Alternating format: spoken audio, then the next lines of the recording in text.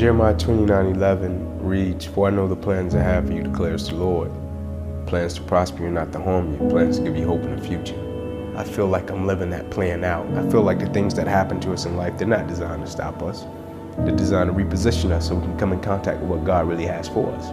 And so everything that I do, man, I do it to honor God because I feel like God gave me a second chance at life. And so I feel like I'm doing what God put me on this earth to do. You see, my mother had me when she was 15 years old, right? Over on the east side of Atlanta, we came up in this neighborhood by the name of Kirkwood, drug dealer on every corner, gang members in the neighborhood, 2-bedroom home, 14 people, used to sleep on the floor. Got the opportunity to sleep in the bed one time out of the week. It was 6 of us in the bed, 3 at the foot, 3 at the head. And I came up with this dream pretty quick. I said, man, I want to go to the NFL because I had 8 uncles in that house, all 8 of which are still going in and out of prison. And so pretty quick, I said, man, I want to go to the NFL. And so I went to my big cousin tomorrow one night. I said, man, listen, I want to go to the NFL. And so we got to work for this thing. So the thing we're going to do every night, we're going to be patient. We're going to engage in consistent action. Every night, we're going to race light pole to light pole with no shoes. So every night we would get out in the street, race light pole to light pole. One night, a coach came down the street. He signed me and my cousins up for organized sports, right? First time being in organized sports. We get in organized sports. The thing was, after practice, everybody would leave to go home. And I always had to sit on the bench and wait on my mother because she worked at Wendy's. And so when my mother would show up in the park, it would be about 10 o'clock, 10:30 at night. So I'm sitting there, and when my mother would pull up, she drove an old Buick Regal, hubcaps off the car, seats torn up, the car was all beat up. And she would pull up in the park 10:30 at night. I would jump off the bench. I would sprint over to my mother. I would say, Mom, if you don't mind, can you please sit back in your car and turn on your car lights? I have to do some extra drills. I have to go to the NFL. She would never have to work another day in your life. And I knew my mother was tired. And every night, my mother would sit back in that car, and those car lights would hit that field. And he had a 7-year-old kid doing backpedaling drills, running sprints, running laps, chasing his dream to go to the NFL. But just beyond those car lights, I could always connect with my mother's eyes, and so it made me dig a little bit deeper. It made me push myself a little bit further. It made me work a little bit harder. It created a certain level of sweat equity in what I was doing. It created a certain level of pride. And so I went to Crim High School, one of the lowest performing public schools in the whole state of Georgia. Dropout rate higher than the graduation rate. People didn't go to college. I went to Crim my first day. I walked through the doors. A metal detector cop said, "What's your plan, little man?" I said, "My plan is to go D1. He said, "Nah, you'll probably end up in cell block D1. I said, "Nah, you got the wrong guy." He said, "Nah, you'll probably end up in cell block D1. I said, "Nah, you got the wrong guy." After my freshman year, my mother and father both came to me and they said, "Inky, we're transferring you from this place. You got a scholarship at Tucker High School." They said, "All you have to do is come and play your next 3 years. They guarantee you a scholarship to Georgia." I said, "Please, leave me at one of the lowest performing public schools in the whole state of Georgia. I can get a scholarship from this place. Son, nobody goes to college from there. Please, let me stay here. I can make it from this place." They transferred me anyway. First football game, tore the ligaments in my ankle, out for the season, ended up in a wheelchair. Went back to my parents, "Will you please transfer me back to one of the lowest performing public schools in the whole state of Georgia?" My pastor said, "Inky, you really want to go there?" I said, "Please transfer me back there. I need to go back there."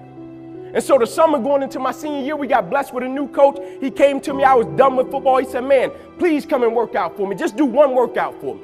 I said, "Okay, coach, I'll come out. I'll work out." I ran a 40-yard dash. I did some cone drills. He came up to me after the workout. He said, "Son, what college do you want to go to?" I said, "Man, I just want to go D1. He said, "No, you're not hearing me, son. What college do you want to go to?" I said, "Man, I just want to go D1. He said, "After the first couple of games, we'll put together a tape and we'll see what happens." After the first 2 games, I had 9 touchdowns. It was all she wrote from there. And I'll never forget the day the University of Tennessee came in and a coach took a chance on me. He sat down with me and he said, "Son, I want to offer you a full scholarship to the University of Tennessee." It was so crazy. I responded and I told him, "I'm coming." And he laughed. He said, "Son, I don't even think you understand how the whole process works." I said, "No, I don't think you understand." I said, "You're talking to a kid that comes from a 2-bedroom home, 14 people. You're talking to a kid that every morning when I caught the bus, I would race to be the first one at the bus stop, and I would be standing there shaking my book bag and my jackets out to make sure there were no roaches and rats. So when I tell you I am coming, I am coming. You don't even have to waste the university's money. I don't have to see the campus. I don't have to see the city. You offer me a scholarship, I'm coming." He said, "Yeah, Ink, but I still want you to take an official visit." I agreed. I went up on a Friday night. I'll never forget, they took me to Calhoun's on the River. It's a restaurant in Knoxville, Tennessee. We come out, we got a host, right? And so the job of a host, they're supposed to show you a great time on campus, take you to parties, make you fall in love with the place. And so I come out with my host, and he said, "Ink, there's a sorority party, there's a barbecue, and there's a basketball game. Which one would you like to go to?" I said, man, if you don't mind, can you take me to my hotel? We pull up to the hotel. I'm getting out of the car. He said, wait, are you sick? I said, no, I'm not sick. You see, what my host didn't understand, that night at the Marriott, that was my first time standing in bed by myself. Think I cared about a sorority party? Think I cared about a barbecue or a basketball game? But the next day when I saw that coach, I thanked him, and I still do this until this day when I see him. I said, thank you, not only for changing my life, but changing a whole generation's life that you don't even know you touch. So when I got back to Kirkwood, I went to everybody that told me I wouldn't make it. I went to that cop in that lunchroom and I said, I told you, you had the wrong guy. So now everybody's response was, Ink, why did you fight so hard to come back to Quim High School? You had a guaranteed scholarship across town at one of the top programs. Why did you fight to come back where the dropout rate was higher than the graduation rate, son? Why did you fight to come back to this place? And I said, you guys are missing a boat. And the thing that people didn't understand, the reason I had that decision and choice to make, it wasn't about Inky Johnson. Every night I slept on that floor with those roaches and rats. I had 3 little cousins that slept on that same floor as me. And you know what happened? When I went to college, you know what all 3 of them, I was the first one in my family to go to college. You know what all 3 of my little cousins did? Man, I don't have to sell dope. I don't have to join a gang. I don't have to end up in prison. I don't have to end up dead. All 3 of them got up off of the same floor, went to college and graduated, and now they serve in the Army. That is why I went back to Quim High School. Had nothing to do with me. If every decision and choice you make is just about you, at a certain point you're going to hit something that's a lot tougher than you, and it's going to make you quit because you don't have a driving force for why you do what you do. But when I got up to the University of Tennessee, it was simple. It was simple for me to give everything I had. My freshman year, I played special teams. My sophomore season, I broke the starting lineup, had a really strong sophomore season. The summer heading into my junior year, I still remember the day where I was sitting in our film room and I was watching film on the California Bears. My defensive backs coach, Larry Slade, came in the room. He said, Inky, I got some good news for you. I dropped the clicker. I said, what is it? He said, man, you're a projected top 30 draft pick, son. He said, all you have to do is play the next 10 football games. You're an automatic multimillionaire. I went out of the room. I called my mother and my grandmother on the 3-way. I said, after this season, there will be no more struggling. I said, we would never miss another meal. I said, we would never experience another Christmas where we had to stand on the side of the curb and just be grateful.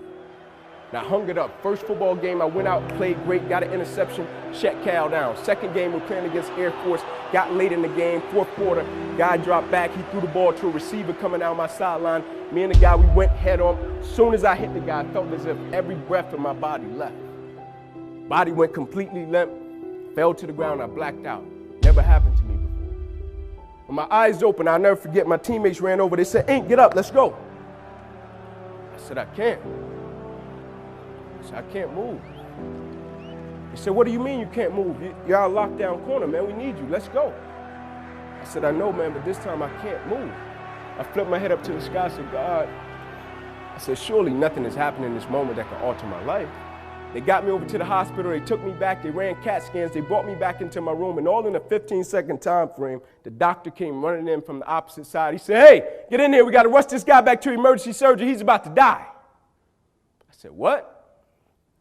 He said, son, you have busted up subclavian artery in your chest, you're bleeding internally, we have to rush you back, take the main vein out of your left leg, plug it into your chest in order to save your life. When I opened my eyes from recovery, the same doctor was over me. He said, son, had some good news and some bad news for you. I said, you got some bad news for me? After telling him I was about to die, I'm still alive. How bad can it get? I'm still here. He said, the good news is we saved your life. I said, thank you, sir.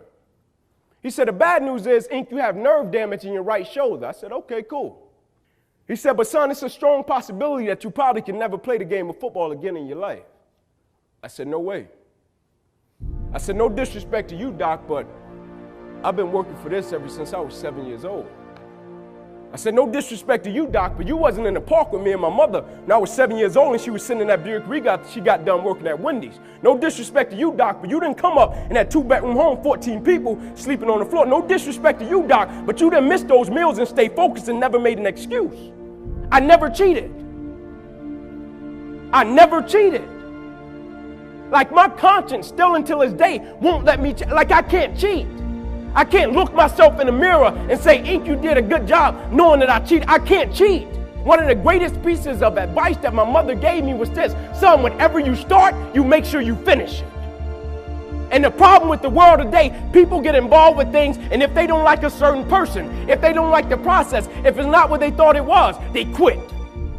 And what they don't understand about quitting becomes a habit that doesn't just affect you. Later on in life, when you get a wife and you get some kids or you get a family, it's going to come back to haunt you, and it will one day affect them. That is why I tell you the process is more important than the product. It's not even about the outcome for me. It's about, can you take pride in what you do as an individual, and every night when you look in the mirror, knowing that you gave everything you had to it. And we have to get to the point where we're willing to impose our will on certain things. Impose your will on it. My life totally changed. And they gave me an opportunity to stop. And most people, when you give them an opportunity to stop while they're chasing something, they take advantage of it because they feel as if, man, why did this have to happen to me? I felt as if, why not me? This is the perfect opportunity to use this to be a blessing to somebody else. And you know what? It's not even about me to be truthful. It's not even about me. Now it's about repaying the people that invested in me and saw something in me when I couldn't see it in myself. At a certain point in life, it can't just be about you. And the moment that we understand that, and every day we wake up, we understand that life is a blessing and life is a gift. And if you were to check out today, how would you want to be remembered? It's bigger than you. And no money doesn't have to be attached to it. It's about learning to work from the inside out in life and not from the outside in. When you work from the inside out in life, you understand your why, you understand your how, and you understand your what.